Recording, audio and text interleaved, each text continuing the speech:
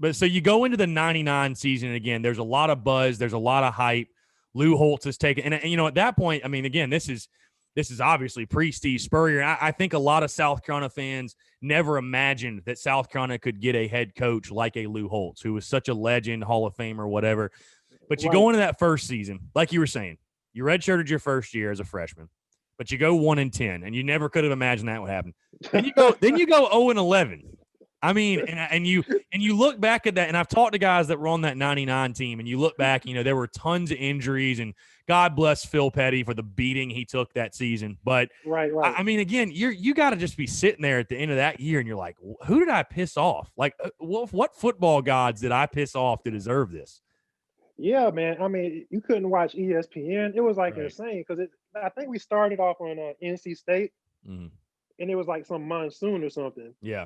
And like I'm talking about, like we're all jacked up, and Coach Holtz got mad because every game he gets like this strawberry milkshake or something. And he ended up throwing the strawberry milkshake against the wall. I'm like, oh hell yeah, we're just like, like we're just like going bananas. So we come off that game with the L, but in the back of your mind, you're still kind of writing it off with that hurricane conditions. Right.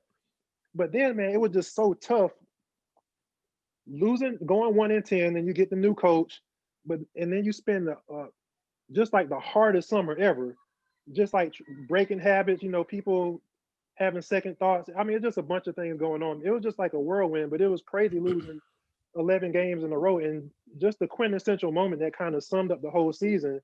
Like every week you were up here. Like he did do a good job of motivating, which is kind of like a duh moment when you're talking about Coach Holtz, because he can have you ready to run through a brick wall, Right. So every week we were up here. And by the time the game ended, we were down here, but we were back up. Right. So I remember, just being on the sideline with my partner Keith. We played on Mississippi State. I'm talking about we must have had the best practice ever, because it was just a super positive moment. And we're just like, oh, and the kickoff goes, and we're just like looking at the kickoff. Then we're like, boom.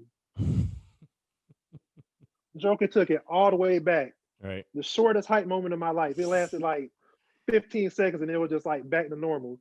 And then we had my man Kevin Sides in there, and we lost at quarterback because all the injuries happened. Because he was like one of our walk-ons, but he ended up playing quarterback, and then Arkansas beat us like they were an NFL team.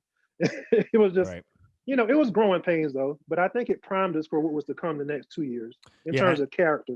Yeah, and I was going to say, let's get into the positives. Because, again, you go through that 21-game losing streak. We all know about it. But then, like you said, you get redemption. I'm curious to hear from you, Willis. Like, what was the – and, again, like you were saying, Lou Holtz is a guy. You listen to him talk. He'll make anybody want to run through a brick wall. I mean, I think – didn't he do – he did, like, motivational speeches and, like, speeches to, big groups of people and stuff like that. So, I mean, that's what he does. You know what I mean? He'll get people fired up and ready to go. But – what was I guess, from that offseason, from 99 to 2000? Because I imagine the guys in that locker room, you're thinking, this has got to stop. Like, we've got to stop this.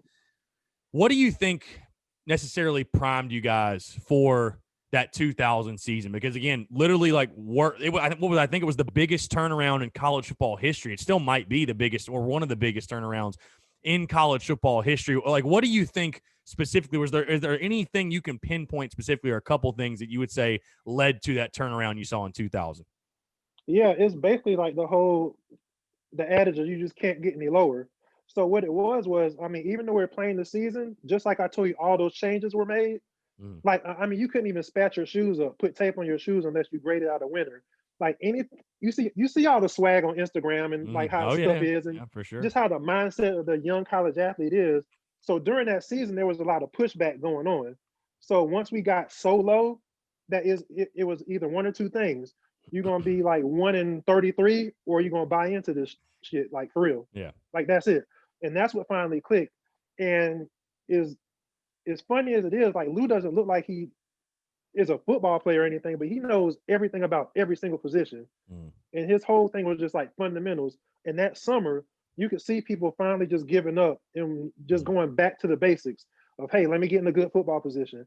Let me forget about my celebration. Let me stop one hand catching this. Like, what are the basic fundamentals that it takes for me to be successful per position?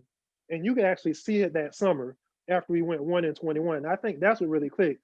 Because prime example, I specifically remember one day doing drills with Sheldon Brown. Like we are just doing like some phase drills or something. We had to mirror you, and I was like, "Holy shit! Like, what did he do over the summer?" And I was like, "This dude is going to the NFL." I said that at one particular practice, and you could see a lot of guys just turn that corner. Like you could literally see it like that summer. So I think it was just a mental buy-in with what Coach Holtz was doing and not trying to push back.